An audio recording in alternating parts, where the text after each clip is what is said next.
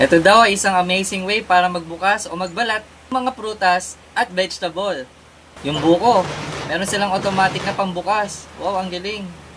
Ngayon naman, pinaikot para mabalatan. Wow, automatic na rin. Pati yung pagpil o paghiwa ng patatas, automatic na rin.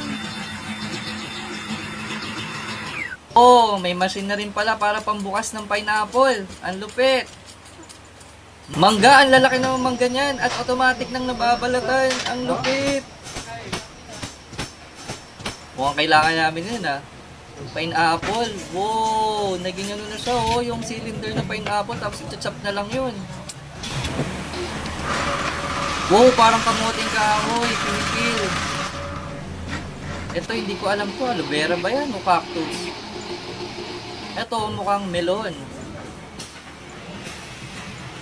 Ah, automatic na rin yung pagbalat ng melon.